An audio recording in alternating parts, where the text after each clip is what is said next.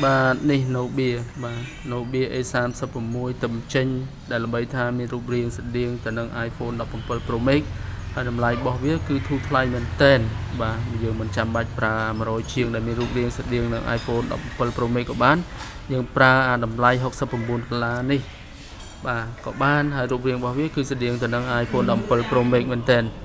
បាទចំពោះទំហំផ្ទុកបាទចំពោះអេក្រង់របស់វាក៏ដាក់នៅលើនេះគឺមានអេក្រង់ធំទៀតបងប្អូនអរគ្នាមានអេក្រង់ 6.75 អ៊ីនដែលមានល្បឿន refresh rate អេក្រង់រហូតដល់ 90Hz ហើយថាមពលថ្មរបស់វាគឺ 5000 mAh ហើយវាប្រើ octa core chip បាទតែ chip ក៏ល្អដែរហើយទំហំសំទោសហើយវាមាន face unlock បាទ scan មុខដោះសោទៀតបាទអញ្ចឹងគឺគួរសមជាមួយនឹងសមត្ថភាពរបស់វាហើយជាមួយនឹងទំហំ RAM របស់វាគឺមាន 4G 64G ដែលមានតម្លៃ$69ហើយខ្ញុំធ្វើការ unboxing របស់វាខ្ញុំធ្វើការ unboxing វាជូនបងប្អូនអរគ្នានៅក្នុងពេលនេះតែម្ដងបាទយើងពិបាក unboxing តិច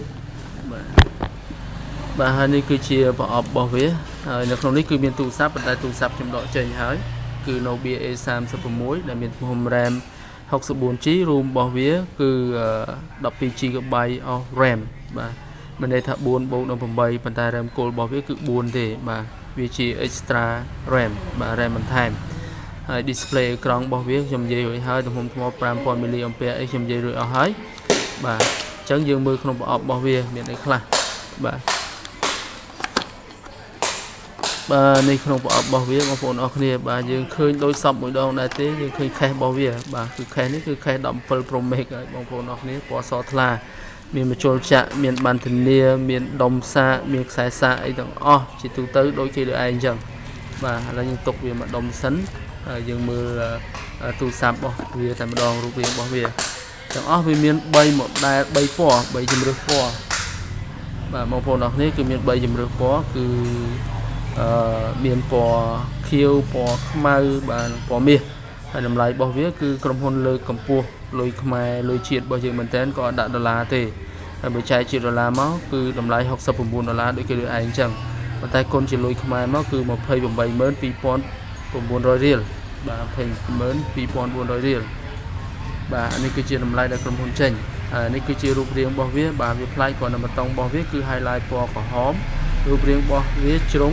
បាទហើយគូសាករបស់វា Type C មានរុន 3.5 មួយរុនកាសហើយតកតងនឹង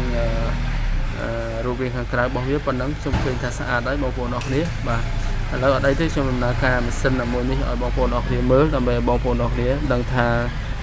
តកតងជាមួយនឹង icon របស់វានៅខាងក្នុងវារូបរាងយ៉ាងម៉េចអញ្ចឹងណាបាទឥឡូវខ្ញុំដំណើរការហើយអញ្ចឹងបងប្អូនចាំមើលទៅបាទយើង skip វាទៅបាទបងប្អូនអរគ្នាបាទ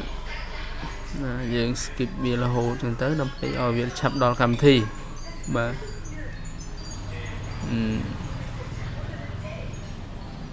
បាទគេឲ្យយើងធ្វើអីច្រើនណាបាទអញ្ចឹងយើងប្រើស្រឡាញ់មួយណាយើងប្រើមួយនឹង MyOS Start Your Journey បាទគេប្រើ MyOS ចំពោះ Nobia នេះបាទនេះគឺផ្ទៃ icon របស់គេបាទអេក្រង់ដំណក់ទឹកបងប្អូនអរគ្នាបាទគាត់អត់ប្រើអេក្រង់ទម្លុះទេបាទអេក្រង់រាងចាស់សេរីបន្តិចប៉ុន្តែខ្ញុំគិតថាអត់ខុសពីអេក្រង់ដំណក់ទឹកអីប៉ុន្មានទេបាទហើយខាងនេះគឺ control center បាទខាងស្ដាំដោយ iPhone ដែរចុះខាងឆ្វេងដូចគ្នាបាទអត់មានសារជួយដំណឹងទេអញ្ចឹងវានៅលាយឡំមួយគ្នាបាទ control center នេះជាមួយនឹងការជួយដំណឹងអីគឺរៀបរាប់តាមដាំដោយរបស់វាតែម្ដងបាទល្អណាស់ទេបងប្អូនអរគ្នាបាទខ្ញុំគិតថាប៉ុណ្ណឹងឥឡូវចំពោះក្នុងពេលបច្ចុប្បន្ននេះតម្លៃ$69ដើរប៉ុណ្ណេះគឺមួយអេមបងប្អូនអរគ្នាអត់ចាំបាច់ចំណាយលុយច្រើនអីទៅទិញអា$300-400-500អីទេបើសិនបើបងប្អូនអរគ្នាមានតម្រូវការប្រើប្រាស់ត្រឹមតែបណ្ដាញសង្គម Facebook YouTube TikTok អីគឺប៉ុណ្ណឹងបានបាទឥឡូវខ្ញុំមើលទៅខាងក្នុងបន្តិចបងប្អូនអរគ្នាបាទខ្ញុំមើលទៅខាងក្នុងឲ្យបងប្អូនអរគ្នាបន្តិចជាងមើល about របស់វាបាទនេះបាទគឺគាត់ប្រើ MyOS បាទ15 Android version 15ទៀតហើយឈ្មោះរបស់គាត់គឺ Nobia A36 ទំហំ RAM 4/8 សរុបទាំងអស់ 12 RAM បន្ថែមបាទហើយទំហំផ្ទុករបស់វាគឺ 64G ហើយ model របស់វាគឺដាក់សិតអីចឹងទៅហើយ CPU របស់វាបងប្អូនអរគ្នានេះគឺ គឺតេបាទតេ7200 7200 octa core meg បាទពាក្យថា meg គឺអស់ហើយគឺខ្លាំងហើយចំពោះបន្ទះ CPU របស់វានឹងសម្រាប់តា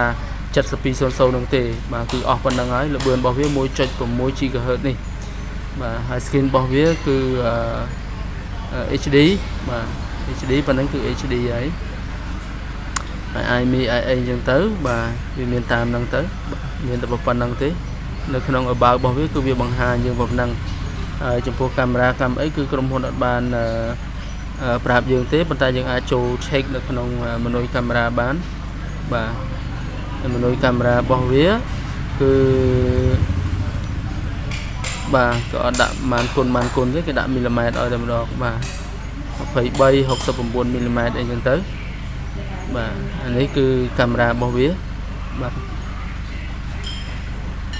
បាទវាមាន AI ទៀតកាមេរ៉ារបស់វាគឺមាន AI កាមេរ៉ាទៀតបាទយើងថតរូបរបស់វាទៅវារៀងស្អាតលើកមុខលើកមាត់អីចឹងទៅឥឡូវយើងមើលវីដេអូរបស់វាគឺវាមានថតបាន18បងប្អូនអរគ្នាបាទប៉ុណ្ណឹងគឺ18ហ្នឹងបងប្អូនអរគ្នាទៅដល់ 2K 4K មិនបានទេបាទមានតែប៉ុណ្ណឹងទេអេមកបងប្អូនអរគ្នាបាទ Nobia នេះចេញមកកម្លាំងវាខ្លាំងមិនមែន 3G64 ទេគឺ 4G64 បាទ Nobia បាទអរគុណច្រើន